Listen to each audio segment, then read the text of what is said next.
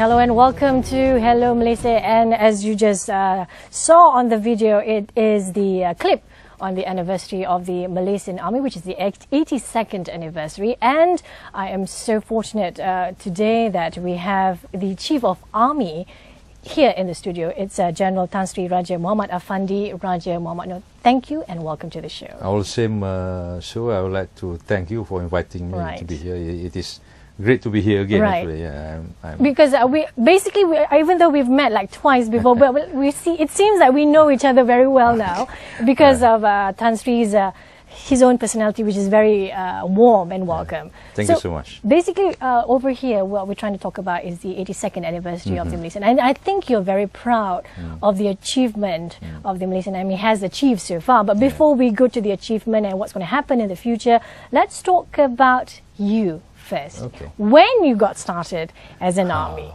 It is a long way back.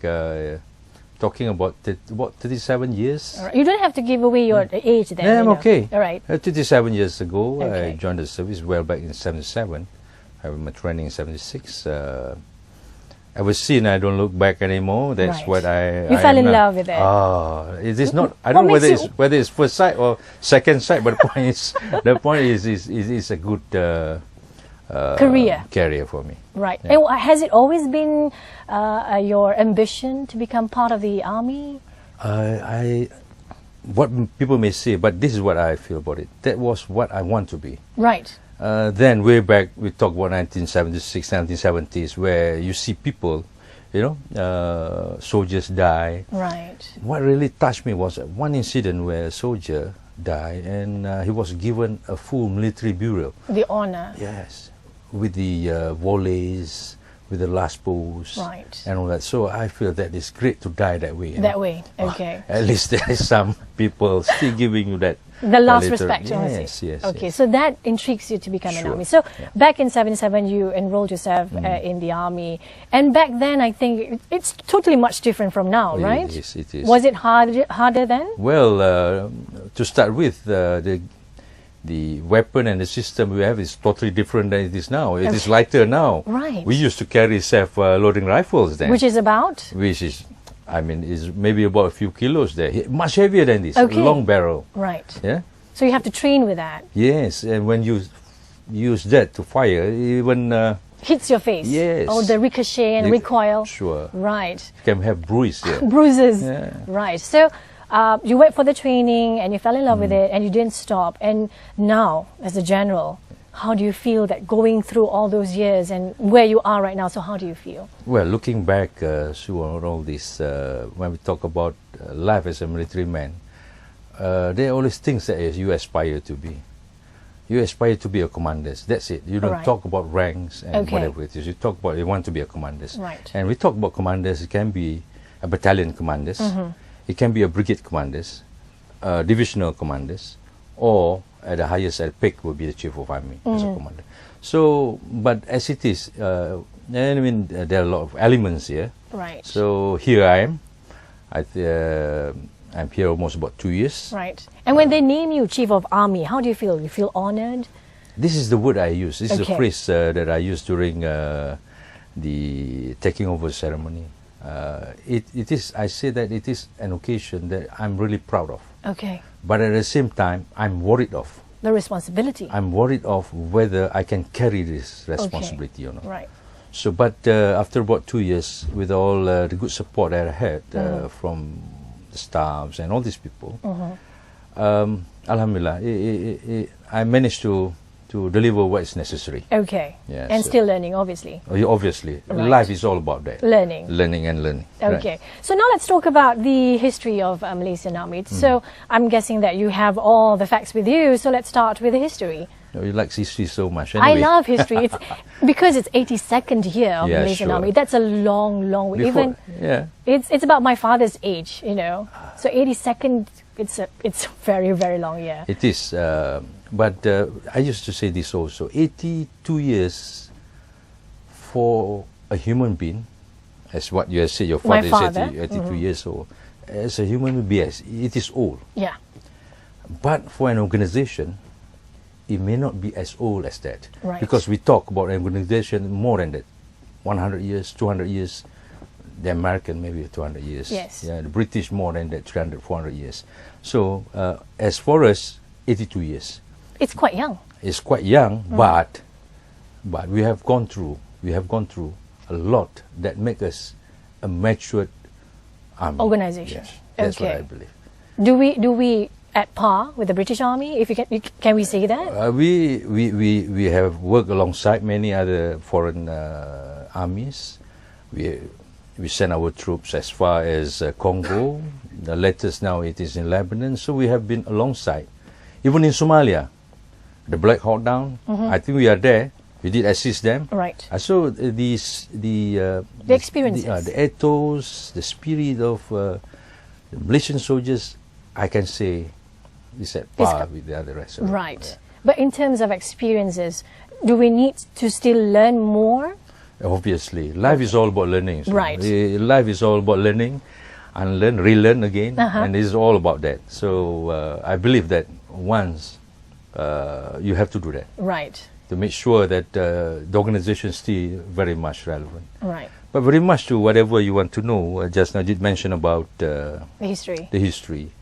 Well, Malaysian, I will not go In beyond depth. that because the 1st of March is obviously the day, but it is 82 years ago. Okay. And it is an idea that came from 4 great gentlemen. Okay. One of them I can remember, or 2 of them I can remember, was Undang Luak Yes. from Negeri Sembilan, Raja Sir Chulan. These are the people that the brain behind seeing the very need our country need to have our own force. Okay.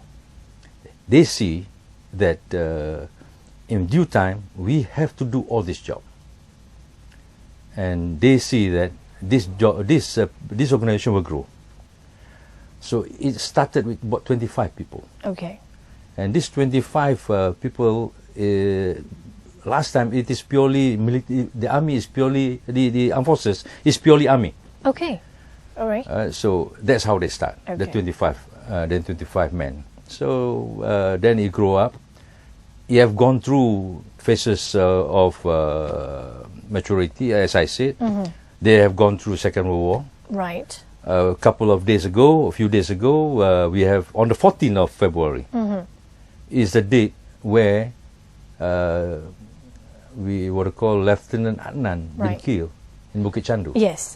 So it is on Valentine's Day. Yes. So it was killed there. Right. So we have gone through Second World War. Then we have gone through the first emergency. After the war, there is emergency to about 1950s. Then we have the second emergency. So soldiers like us, we have gone through. Or as for me, we are basically towards the end of the second emergency. Right. The late 70s Right. program. So above all, I think what we have gone through, Right. definitely have turned us into a matured, young organization. Young but mature Yes, organization. yes. Right. And in terms of the vision and mission, is the army still going towards the mission and vision, or has it changed throughout the years? The vision remains. That is what we want. Our mission is totally to make sure all these people be safe.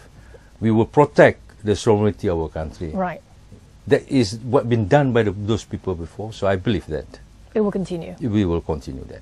We will continue from where they have left, and that is why we are here. Right. We will make sure the sovereignty of our country Right. will remain intact. And The is integrity too. it now getting easier to take care of the sovereignty of the country when we talk about the World War II?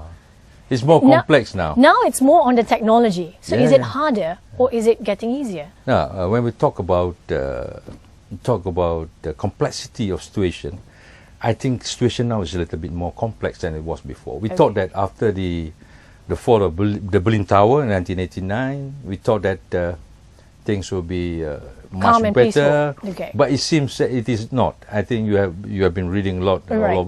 things happening all over the world happening. Okay. So it is more complex. It's more volatile. So there are a lot of what I call some challenges, Okay. greater challenges. So we in the army, we can say that we have to adapt to all this. Okay. We have to adapt. We have to transform, adapt to make sure that we're able to deliver what is necessary. And talking about transformation, what kind of transformation have you seen so far since you first started working in the army? Well, when we talk about this, I would like to bring forth two things. First of all, when we talk about system and equipment, and the other one is the personnel itself. Okay. Okay. When we talk about system and equipment, I call it the hardware. I always refer this to hardware. Okay. And the human part is always the software. The software. Okay. So obviously, with the evolutions and of systems, Right.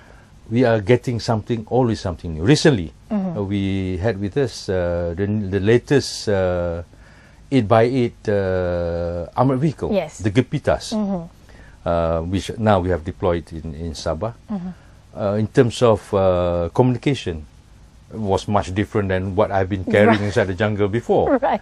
From a big radio to a very small, as small as a lightweight mobile camera. phone No, nowadays? not yet. We have we have not come to that stage yet. No, Okay. for a normal radio, but it's very much reduced. It's lighter, obviously. Very much reduced.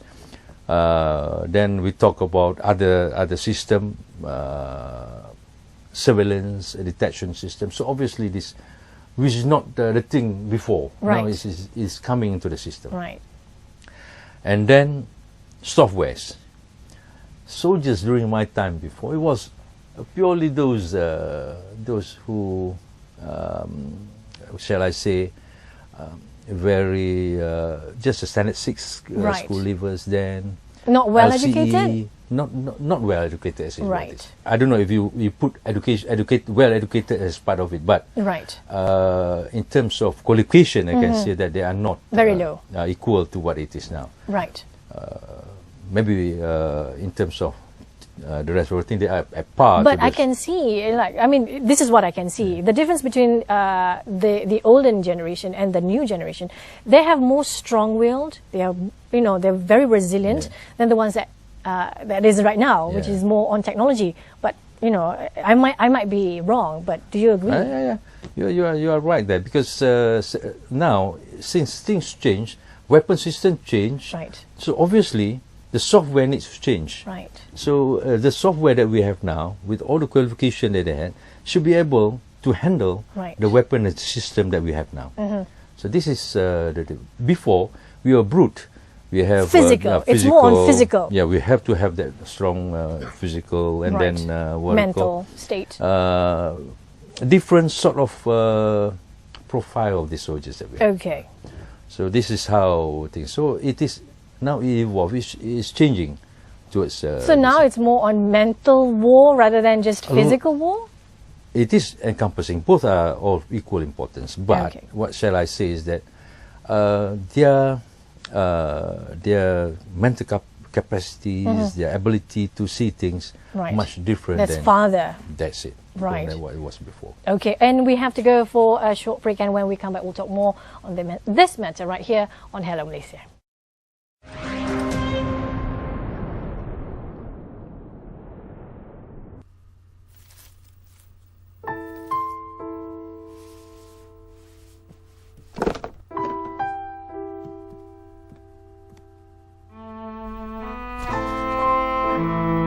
My precious little Nita, why did you leave me?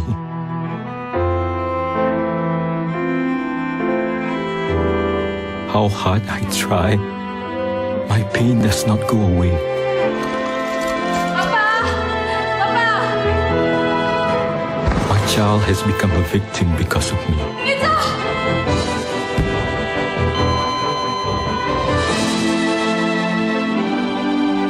Pakcik, boleh saya tolong? We cannot change the past, but we can protect our future if we act now.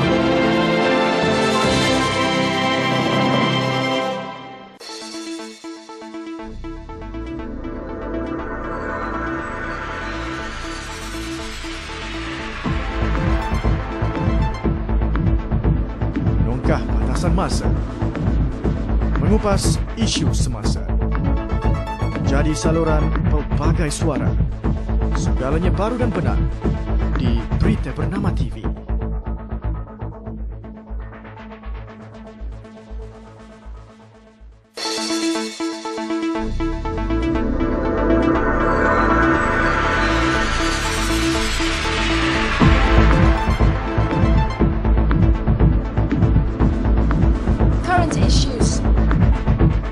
latest headlines, illuminating visuals.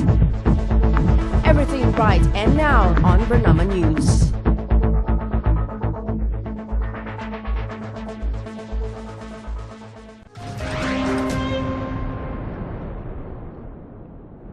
Welcome back to Hello Malaysia, and we're talking about the Malaysian Army 82nd anniversary. And with me in the studio we have General Tan Sri Raja Muhammad Effendi, Raja Muhammad Noor, the Chief of Army. And before we went for a break, we were talking about the history of Army and his experience as an Army since 1977. Okay, so before we left for the commercial, we also talk about transformation, and I think you still see there's more transformation or have been done in the Army itself. So, when we talk about organization, there is a need for this transformation. Otherwise, it becomes stagnant. Static. Yeah. We don't want that. Right. If you have a static army, that's the end of. Right. You can't. Obviously, it will not be very interesting for a government. Okay. So anyway, this is happening, and we have been basically moving from what we were before. We were unconventional force at one time, fighting against the insurgents then. Now we are moving into a conventional force, as a conventional force. Conventional force means the ability to defend the country now in a sense. So this is what is happening. So to be a good, a strong, reliable, credible organization, conventional force. So we have to equip our organization accordingly. So this is what's happening now. Okay. This is what's happening. The government have been supporting us in giving us the state-of-the-art weapon systems and all this. Right. To make sure the man behind the gun should be able to do the job. Right. Knowledgeable. Yes, and the other one is they are well protected, because see, it's simple analogy. If you shoot, if you fire a shot, you miss, the other one will fire at you. Right. So this is what it's all about. Okay. And as a Chief of Army, I'm very thankful to the government for seeing the needs of beefing up the army. We are not trying to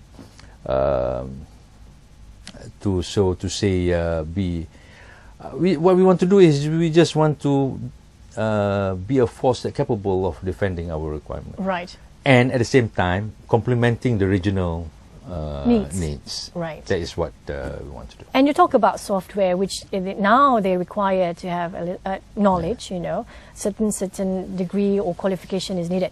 Are we finding those people right now? Yes, yes. Shall I say that yes.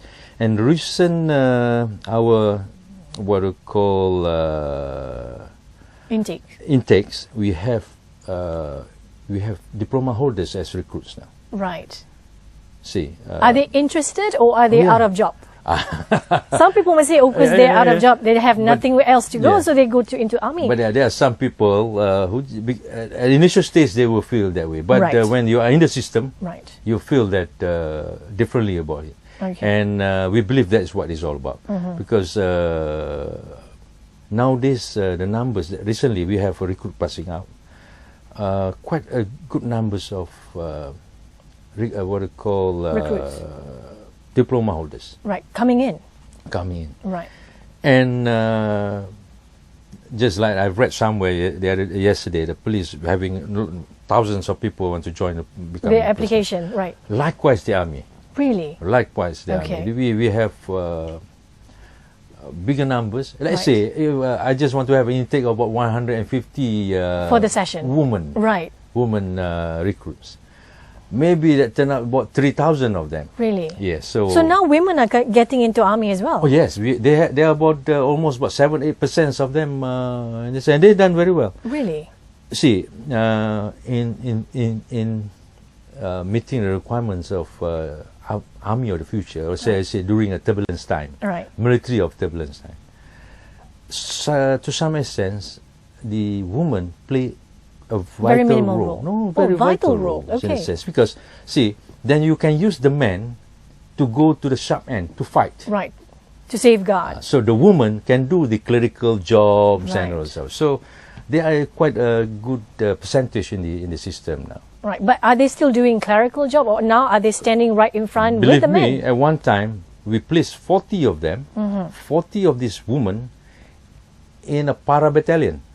Yeah, they did the jump, they did everything. Right. The same as men. Right. But later on we say no, how there 40 of them, so we should reposition them. So Okay. we have repositioned them. Now they are in the support arms Right. or combat support, the artillery. Right. They're in artillery. They are in what you call signals. So they're No giving more more clericals. No right, more more clericals. important jobs, more You on the line. should kind be of happy job. with that. I am happy with that. So probably, maybe in a few years' time, we could have women chief of army. Oh, Probably. why not? Why not? Why not? Right. Okay. But So- I don't know whether it's in my lifetime or not. We hope so. Yes, we yes, would yes, like to yes, see. sure, why not? Right. Okay. Right. So let's talk about the software again. Yeah. So now you say that the application is getting a little bit more. People up from diploma qualifications will come in and apply for the job as well. How about is it more now still Malay who's applying for the job, or now every races would try for the army? So before I respond to that, so when I did my training before, there were about 100 over of us. And we have a fair reasonable numbers of non-Malays, different race together with us. And I believe during that time they came in because of there's a requirement to do some. But now maybe the numbers because of environment, Right. But this environment, the situation may change. They will be coming in again to, and I believe we have the same spirit Okay. of giving what is the best for our country. Right. The numbers as it is now, not very to some extent. Still, we should I say? Very minimal Can I say desirable to Okay. have more people to come in. to come in? Right. That will help us in getting the The numbers up. numbers up. But if there's none, but I think down there on the street, they have the same thinking, because now suddenly there are a lot of people interested in military affairs. Right. Do you think it's? I'm Yeah. probably this is just my idea or my opinion. Probably this is also part of the PLKN training. Because of that, I mean, they have this first-hand experience with arms and military life. So probably that intrigues them to be part of the army. Sure. That could be one of those contributing factors Right. of those why they want to join. Having said that, there are also numbers of, for instance, so they have been receiving people now second generations, Okay. second generation soldiers. Which the father means? was a soldier Okay. before. Right. So they want to become Now a they soldier. are a soldier. Okay. Or maybe there are some between them, among them, the third generation in the Right. service. Okay. So it seems that It has gone we're on. just like British now. We have families of Yes, that's it. armies. That's it. Right. So that's a good thing. So now let's talk about celebrating the 82nd year of anniversary, which is you are very proud, and now becoming the chief of army. Obviously, you are very proud. So what is going to happen during the week of the celebration? So before that, anyway, I would like to take this opportunity Okay. to thank those people who have contributed to do what is necessary to make sure that what we are now. Okay. Those from working from the year one Right. have been contributing in a way that make us what I call 82 years old now. Right. So who are you mentioning? There are a lot of great people around. The first soldier, Adnan, is one of them. You talk about heroes that we have. We talk about Aznan, who died in Somalia. We talk about Kanang, who have 3 times experience been shot at by the cities. Right.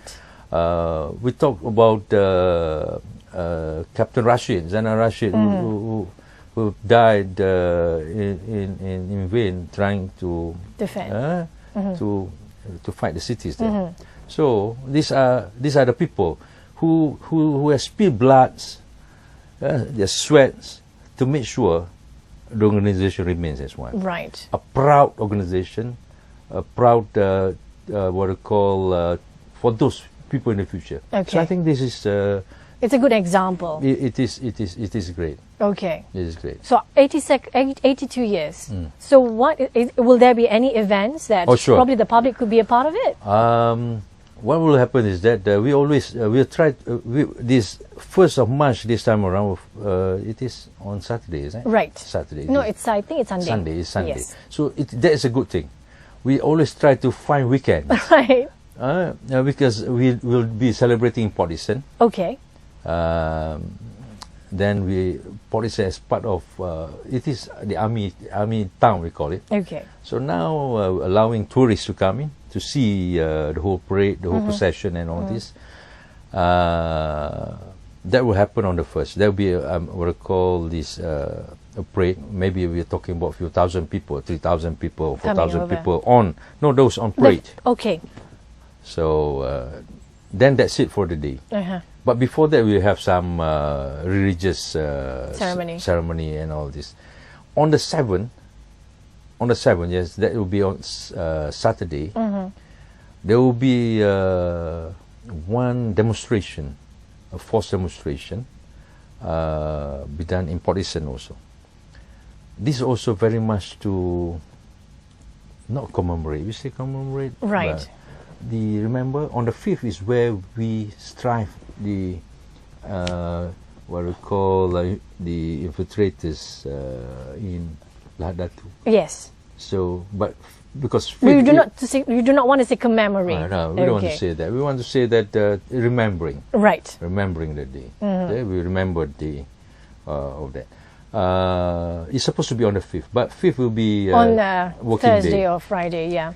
Will not be interesting at all. So because we want people to come. It will be done during the weekend. Yes, okay. and then we will make use of the opportunity also to have sort of a makam besar. Okay.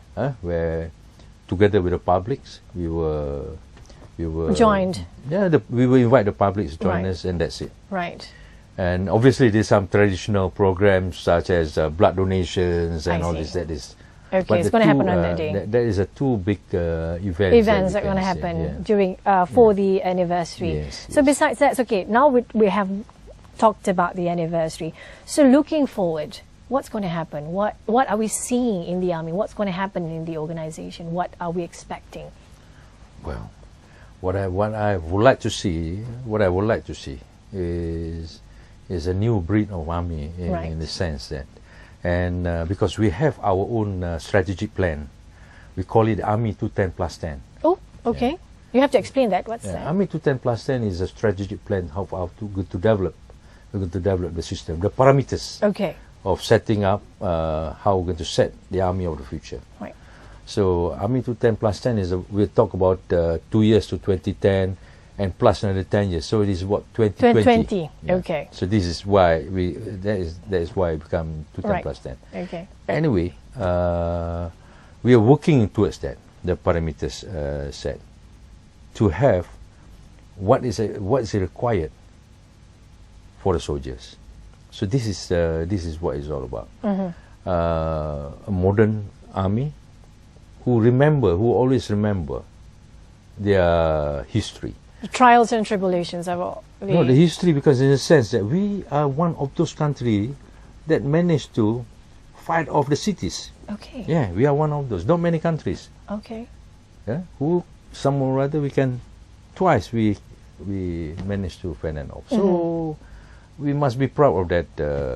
We must remember, and we must always have that sort of expertise remain with us. Okay. So this is what it is. Right, with the mission for the future. Transforming the army is an ongoing process. Ongoing. You have to. So far, are we up with a par, or are we still trailing behind the transformation? Yeah, as what I've said, told you just now earlier, that we thank the government. They have given us what is necessary. Although there are much more we need to be done, but knowing that you cannot get the best, you cannot get the best. So what is the best that you have? You have to prioritize. You need to prioritize. Okay. So that's what we did. We must be creative in doing it, trying to put across new things and all this. At the same time, working within the limits that we have. Obviously, we want more. We want more. I Right. think you also want more. Right. Right. With the more updated equipment or Yes. machines. But I think it's always on the radar of the government. They will help us. I know that. Okay. Yeah. Okay, right. We have to go for another short break, and when we come back, we'll talk more on this matter right here on Hello Malaysia.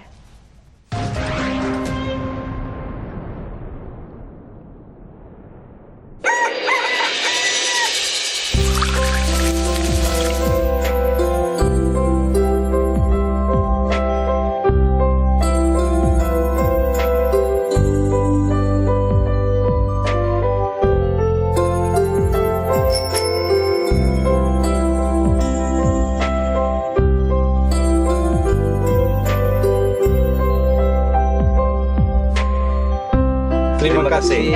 Sama-sama.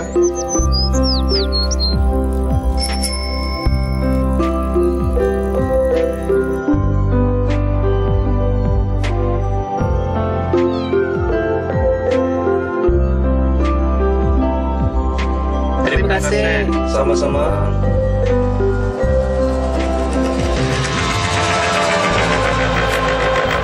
Terima kasih. Sama-sama.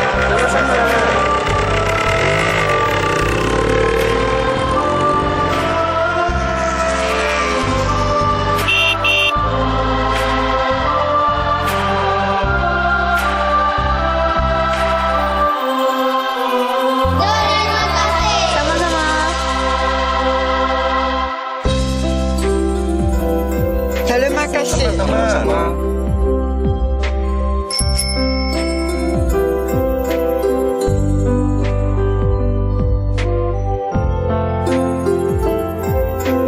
Terima kasih. Sama-sama. Sama-sama.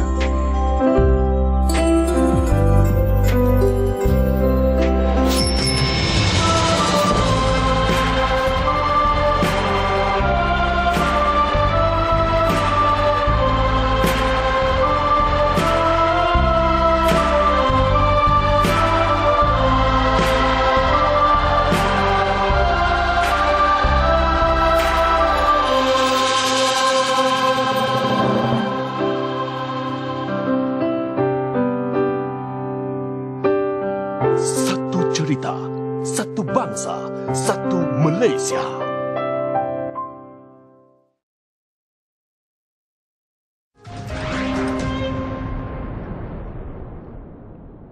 And welcome back to Hello Malaysia. And as you can see, we have General Tan Sri Raja Muhammad Effendi Raja Muhammad Noor, the Chief of Army, and we are here to talk about the Malaysian Army 82nd anniversary. Right, I think right before we start with the interview session, we saw the montage of the 82nd anniversary for the Army, and there were words written there. So probably you can, you know, mention what is it about?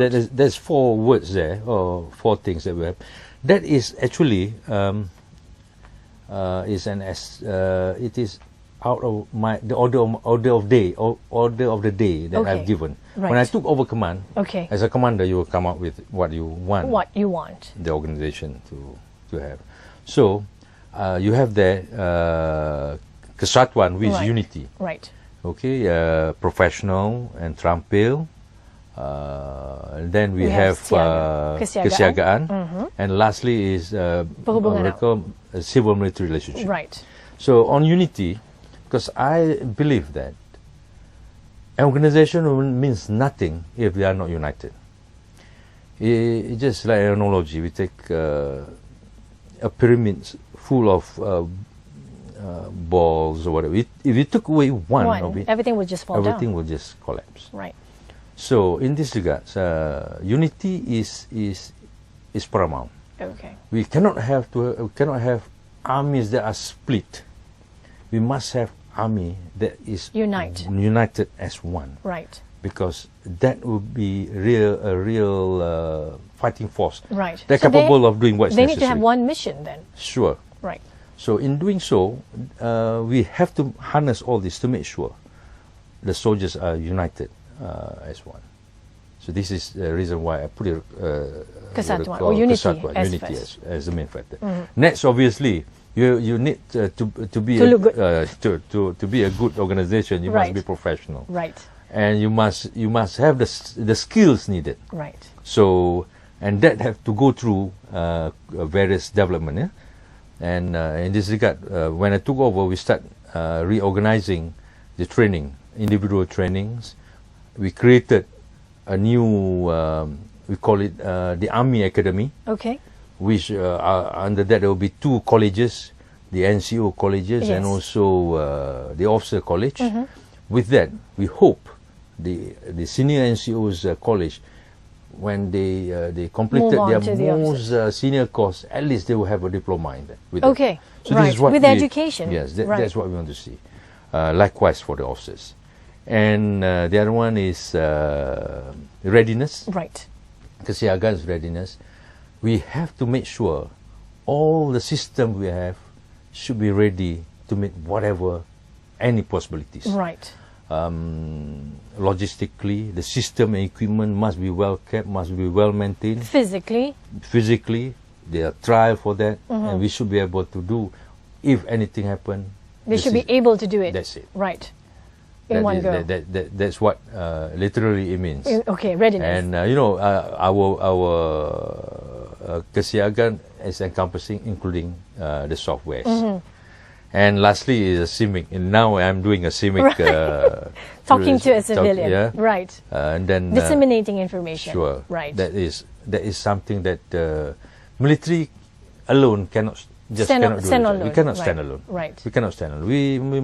There must be support from the other sectors. Right. And I think way back when, the military and the civilian, they have like a gap where the civilians are more afraid of the army. Are they still having that kind of perception right now? Or they're more friendly? Or both sides are friendly? I'm not sure whether the word afraid is the right word to use. Right. Or respect. Well, it said because you don't know much about that. Okay. You don't know much about military. Right. At times, military don't know much about the life outside. Okay. But now I think we should manage to close the gap. Right. And through MBOSS, we have been doing that. Okay. We have been doing a lot of that through National Blue Ocean Strategy. Through by building roads and a lot of things. So these are the CIMIC action that we are doing now. Right. I'm proud to say that together with other agencies, we are doing very well on the MBOSS. Okay. We open up a road from Tubakalalan, for instance. Right, right.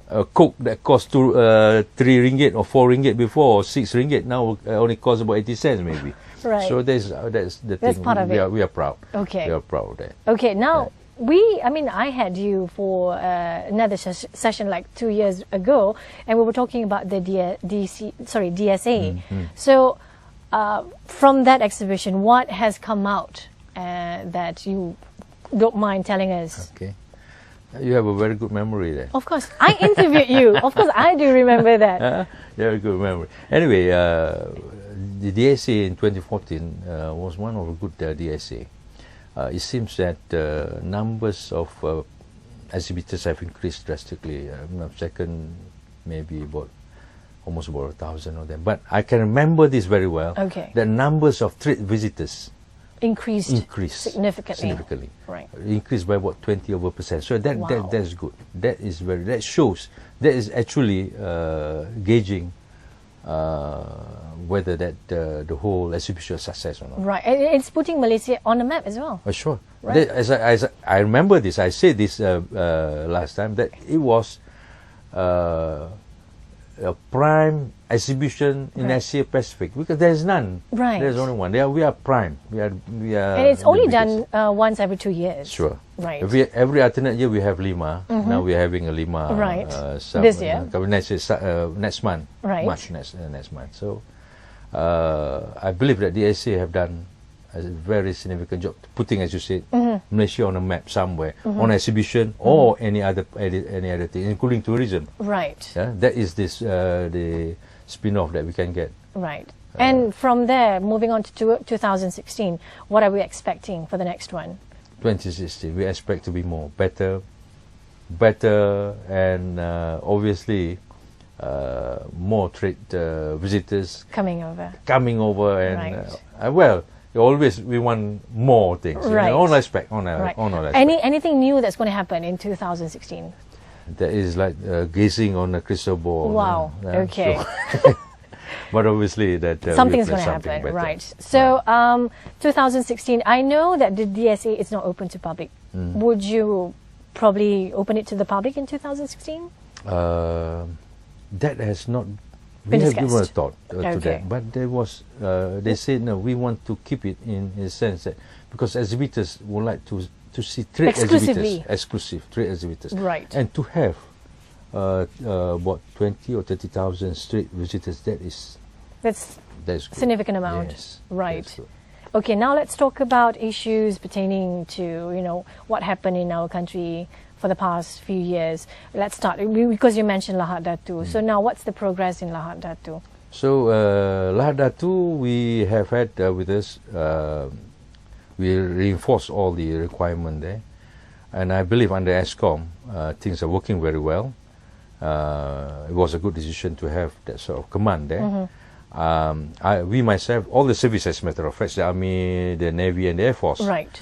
have given what is necessary. Right. Recently, Good cooperation. recently my ministers have also announced what I call the need to place certain assets on the other side.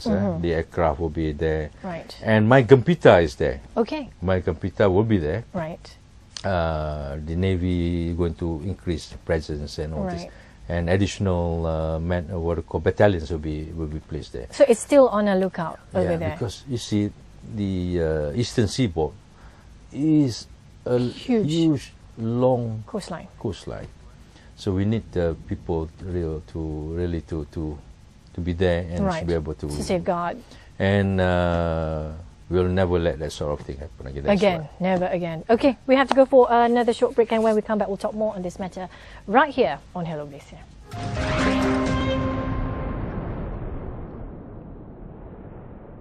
I travel not because I like to travel. I travel so I can say this. What you're looking for is inside of you, and you should be in peace. From Rawat has been traveling for 40 years, inspiring people around the world to find peace within. I go and I talk to people, and I present them with the possibility of themselves discover the peace that lies within you.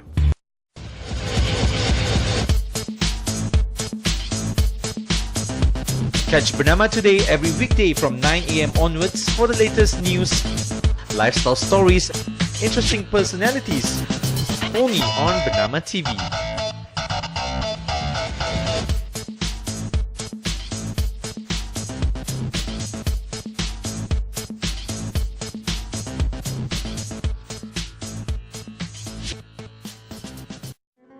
Dibelenggu kebankrapan semuanya bukan pilihan. Saya pernah cuba dibantu, namun saya tidak hiraukannya kerana saya merasakan MDI akan bertindak kejam terhadap saya. Sehinggalah kebankrapan mula mengganggu hidup saya. Saya hilang punca untuk meneruskan kehidupan. Akaun saya dibekukan. Apa nasib keluarga saya? Selama ini saya menyangka MDI zalim yang membangkrapkan saya. Ternyata sangkaan saya meleset sama sekali. Jabatan Insolvensi Malaysia, bukan kami yang membangkrapkan anda. Jangan takut atau risau untuk tampil ke depan. Berilah kerjasama agar kami dapat membantu anda. Layari www.insolvency.gov.my.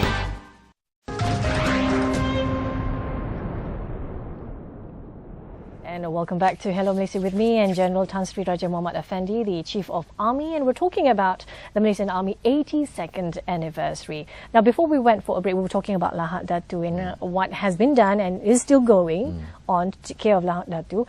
And let's talk about the recent flood situation, where I think your organisation has been tremendously helpful towards the states that has been fallen with the crisis. That the flood that we have recently, as what people have been saying, is something that it's worse. It's the worst flood ever. Can ever think of. Right. Is nobody can ever think that this sort of thing could happen. I was there. Right. I was there. I can see the devastation of the whole thing. Right. It's just like what some people have said. Where were you stationed specifically? I was there in Kota Baru. Okay. So been moving into Kuala Krai, in and out. I flew on the aircraft. I saw it is Kelantan basically. The word is devastating, right? Devastation. Right. Kelantan is basically underwater. Right. The biggest swimming pool is the Sultan Muhammad Stadium. Really? It was. Wow. It was underwater. We flew there, and we can call that an inland tsunami, as a matter of fact. The aftermath I saw. I was with the minister. We came in.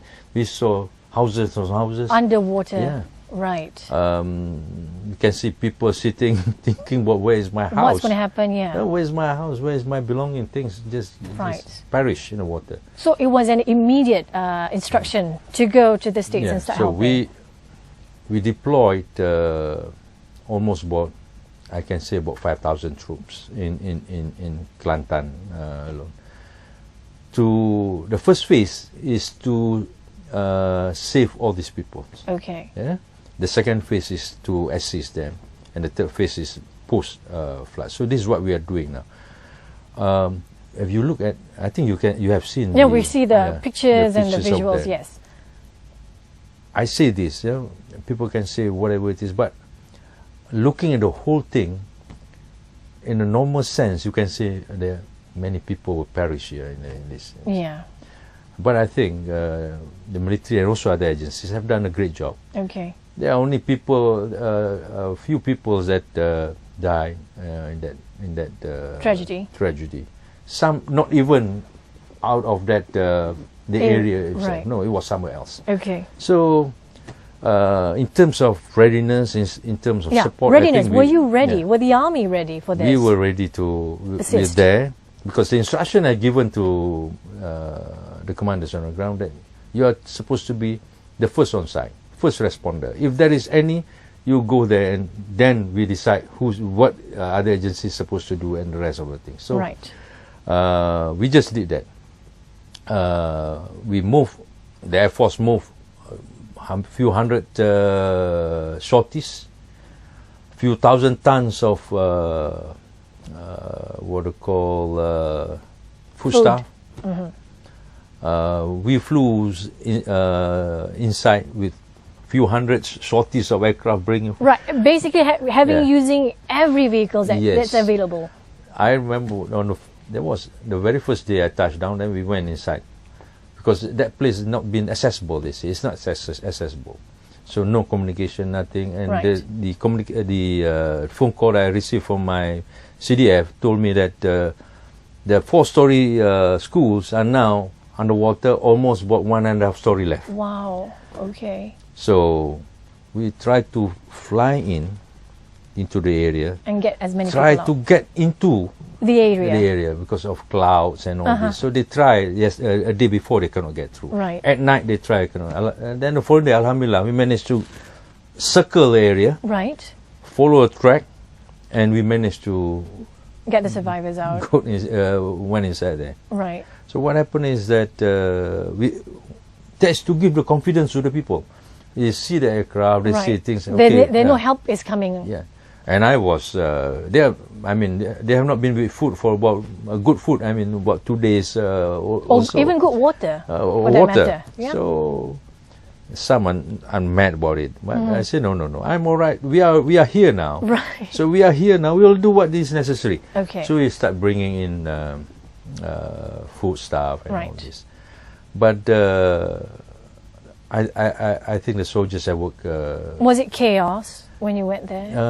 No, the people have moved to certain. They are not in a chaotic state. No, they are not. But they are in needs of certain supplies, water. Right.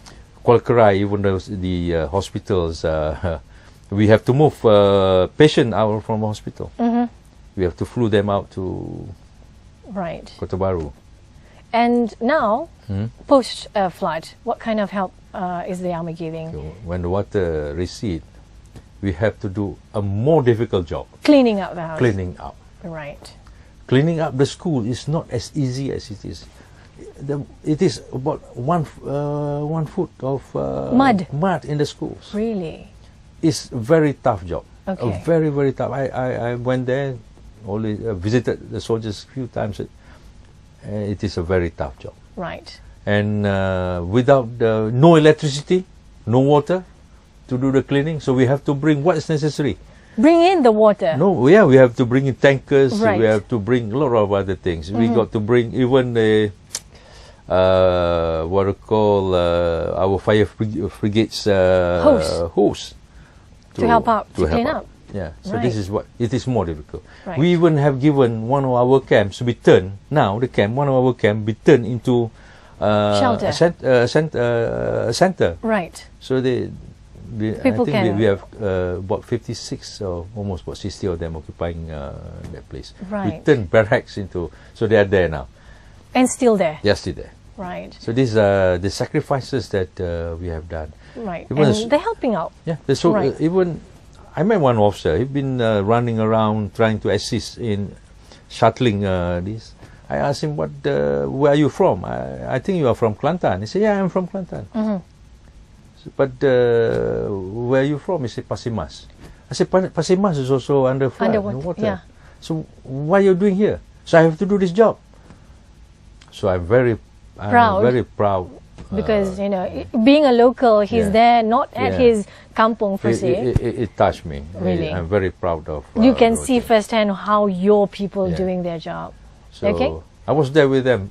Solid 10 days I was there. I'm happy eating ubi kayu every day. Really? So you've been losing some weight from since then.